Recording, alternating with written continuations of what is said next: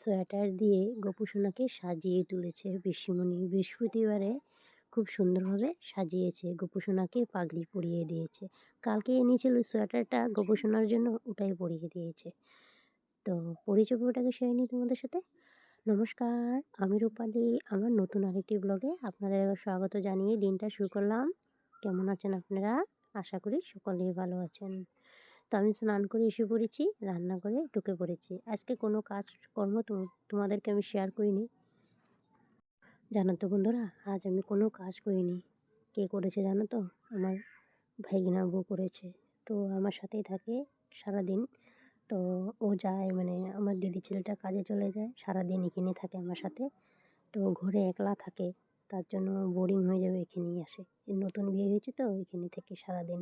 তো করেছে সবজি কাটার থেকে নিয়ে, ঘর গোছানোর থেকে নিয়ে, ঝাড় থেকে নিয়ে সব কিছু করেছে। আমি খালি স্নান করে রান্নাই করেছি, বাট আর কিচ্ছু করিনি। তার জন্য তোমাদেরকে আমি কিচ্ছু শেয়ার করতে পারিনি।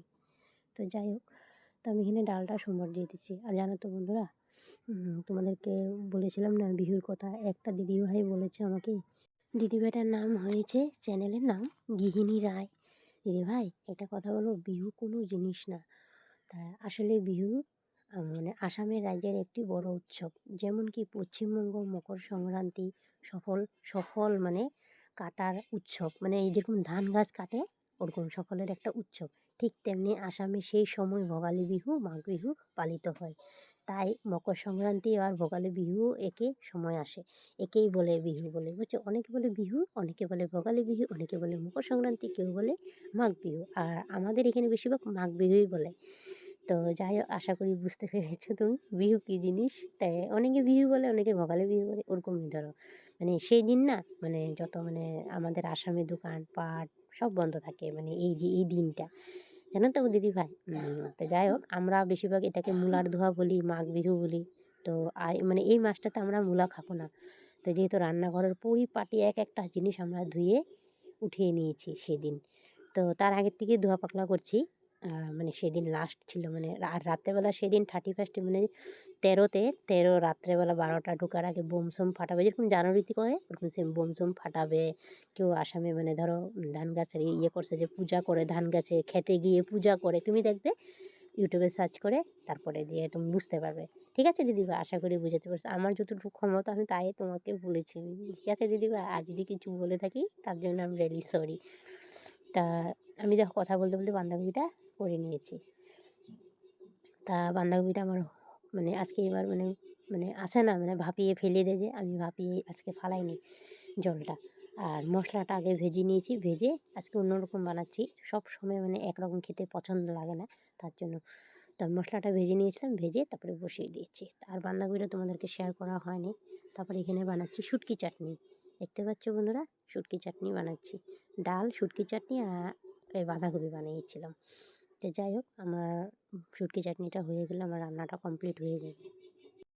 আর বন্ধুরা, হ্যাঁ, আমার ভিডিওর কোনো অংশ যদি তোমাদের কাছে ভালো লেগে থাকে একটুখানি, তো একটাই রিকোয়েস্ট করবো, ভিডিওটা লাইক দিয়ে কন্টিনিউ করো। আর ভিডিওটা যদি ভালো লেগে থাকে চ্যানেলটা সাবস্ক্রাইব করে পাশে থেকো। আর যারা অলরেডি এই কাজগুলি করে রেখেছো তাদেরকে অসংখ্য অসংখ্য ধন্যবাদ। আর অনেকে দিদিভাইরা কমেন্ট করেছে, কমেন্টগুলো পড়তে পারি না যেহেতু একটাই মোবাইল। আর দিদিভাইয়ের কমেন্টটা আমার চোখে পড়েছিল, তার জন্য আমি রিপ্লাই করেছি। সেই দিদিভাইটা জানতেই চেয়েছিলো বিহু কী জিনিস। তো অনেকে জানেও না বিহু কী জিনিস। আর প্রথমে তো আমিও জানতাম না, আসামের মেয়েও আমিও জানতাম না, পরে আস্তে আস্তে সব জিনিস বুঝে গিয়েছি, তার জন্যই বললাম। তো যাই হোক, আমার এখানে চাটনিটা বসিয়ে দিয়েছি, হয়ে গিয়েছে অলরেডি, দেখতে পাচ্ছ। আমি এখানে লঙ্কার গুঁড়ো আর হলদির গুঁড়ো দিয়ে দিয়েছি, আর এখানে পেঁয়াজ আর রসুন দিয়েছি, আর কোনো কিছু দিইনি। লাস্টে একটু টমেটো দিয়ে দিয়েছি।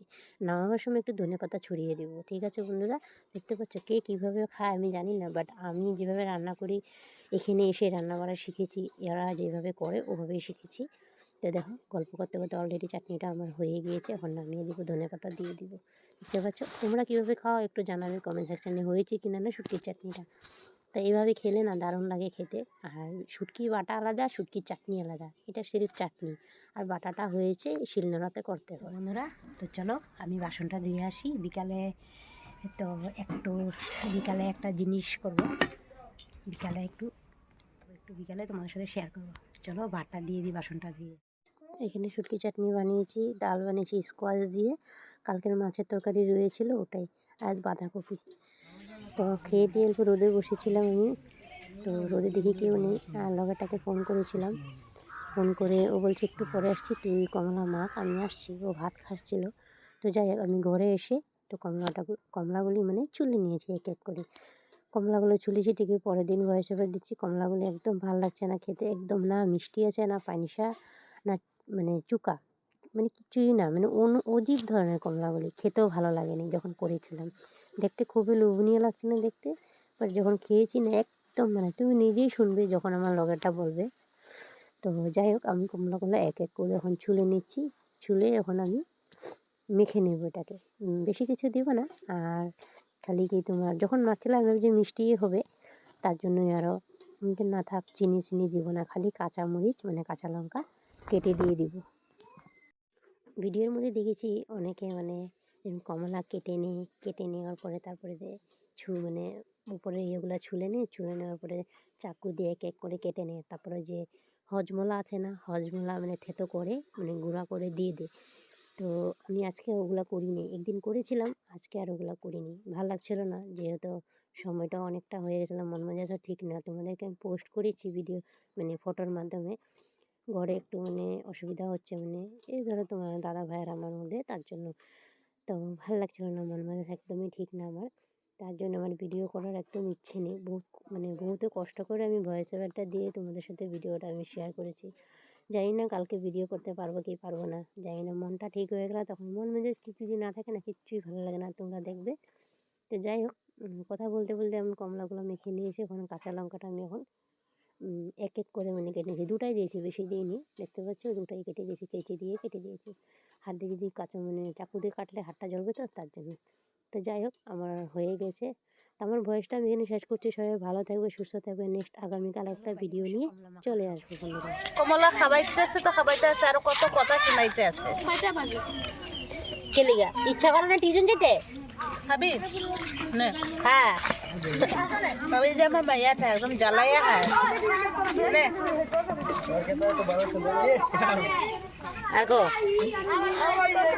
স্বাদ ওয়াদ নাই কমলা, খাইতে লাগে খাইতে আরো।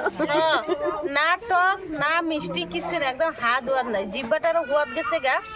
বিহু 31 খাইতে খাইতে পিঠা খাইতে খাইতে কই ওখানে রদ্র করিয়া অল্প টক খাই ভাল লাগো মুখটা। এ কমলাতে কমলা কোনো কাম নাই, মজা ফিক্কে ফেলাই দিই, ওর মুখে ফেলাই দিই। ব্যাং আনছে কমলা, তো আমি আনছি নি কমলা, স্বাদ সুদ না, অ্যাকচুয়ালি স্বাদ নাই, ভালো লাগতেছে না খেয়ে। আর মুখ লাগছে রে কমলা, সত্যি তেল চুরার আর মুখ লাগছে, নজর লাগাই দিছে কমলা গুলা থেকে লেগে কইছে হায় কমলা কমলা কইতো মানে সারা সাধু গেছে গা, হায় কই দে। সত্যি কমলাটা অজিব না।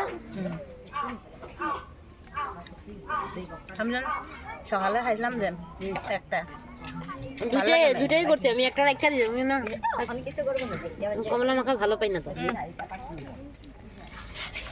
বালা না গো বন্ধুরা, একদম বালা না, আমি আর খাইতাম নাই। একদম স্বাদ নাই, ভালো লাগে না, বালা নাই। কি দেখো কমলা নিয়ে আইছে, যা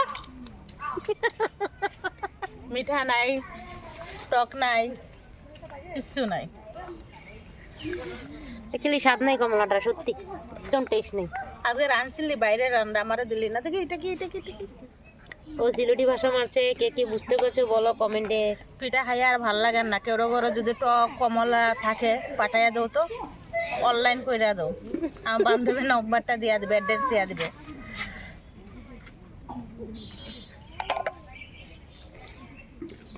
মার পুরা মাথা করে হইতে হালি হালি বাংলাদেশে হিনান করে, কই ঠান্ডা লাগে না দেখ। এই ঠাকুর একদম কলের মধ্যে গসাইতে আছে, কি পাইছে তো মানে একদম বাপ খালি কল। এগুলার লাগে একদম জঘন্য হয়ে গেল কলটা, জানো বন্ধুরা। ঠাকুরের জল টল নেওয়া যায় না কোনো সময় কল না করলে। এটা সত্যি একদম জায়গাটা একদম নষ্ট করে। আমার মন যেতেছে কি কত ঝাল করে কিছু মাখা খাইতাম, মানে সত্যি জিব্বাটার মধ্যে স্বাদ পাইতেছে না কেন বন্ধুরা। কিছু উপায় থাকলে আমার কইবা, হ্যাঁ। পিঠা খাইয়া খাইয়া মনে হয় জিব্বাটা বুতা হয়ে গেছে। আমার এখানটার মধ্যে একটা চুল গেছে যেন ব্যথা। কমলাগুলো খাই আর মুখটাই খারাপ হয়ে গেল। কারণ আমি খাম না, আমিও খাম।